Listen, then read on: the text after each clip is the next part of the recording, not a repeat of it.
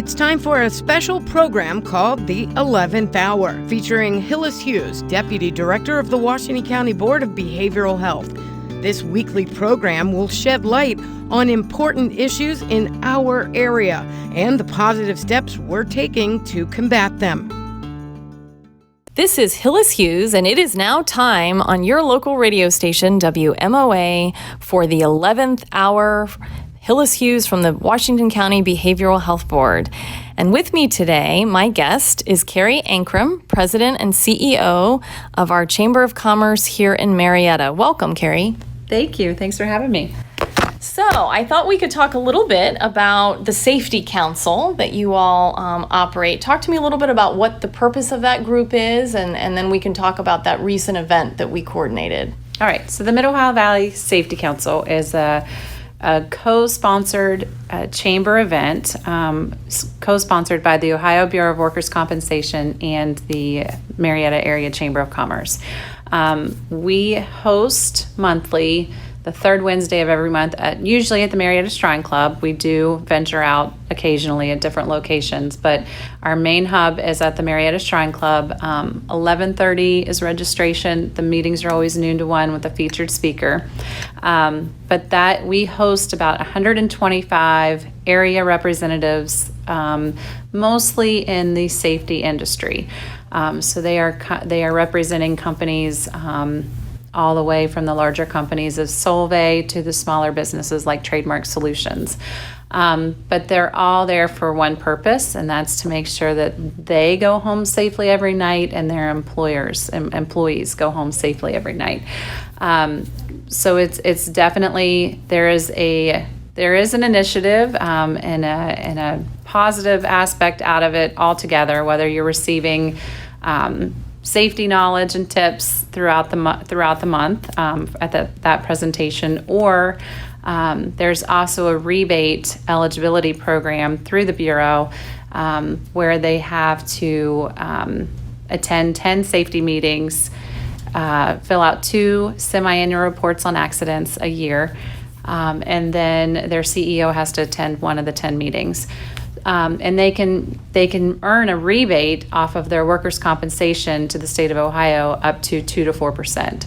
So there is that initiative, but even if you're self-insured, those are only companies that are not self-insured. Even the self-insured companies like Marietta Memorial Hospital are there attending those meetings solely because they are getting safety education every month.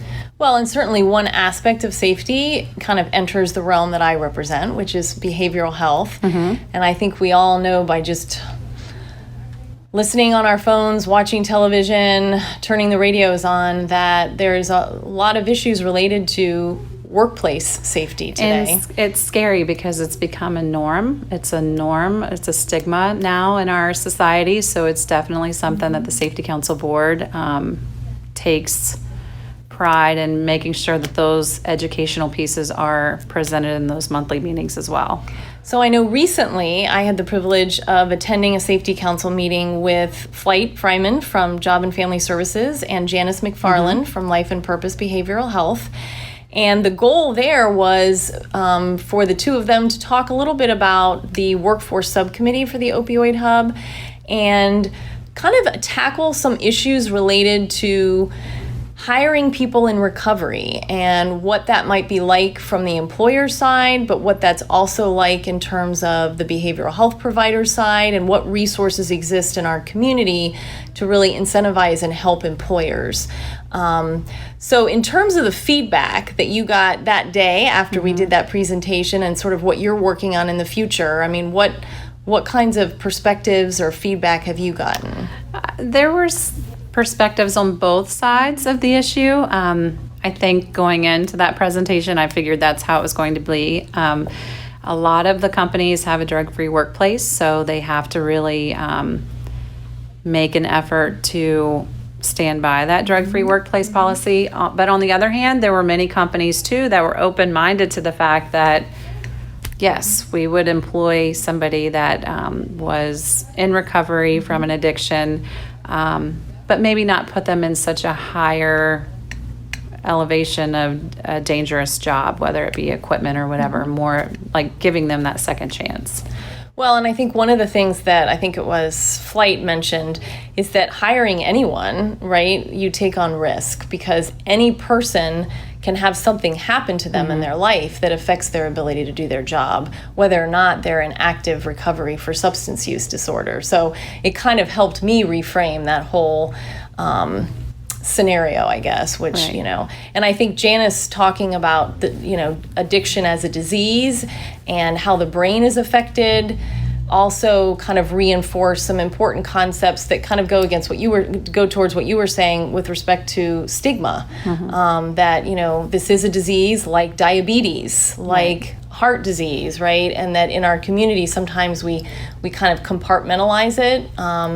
So I want to reach out and say thank you for allowing us to have that opportunity. And I know we also were able to conduct a survey to really start to look at perspectives and needs of the employers, because we always hear, and I know you do, there are not enough people to fill the jobs that I have, right? And so how to make the system work for everybody. Right.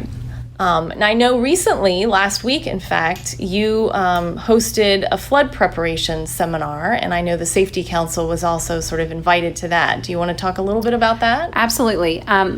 First of all, I need to put a little plug in and a pat on our back. We are the #1 rated Safety Council in the state of Ohio. Yay! So for the year 2018. So they always do it for the year prior to. So we're building off of that. We have received additional funding from the state of Ohio and the Bureau to, enhance our program even more, because we're working so hard to make sure that the southeastern Ohio area is safe.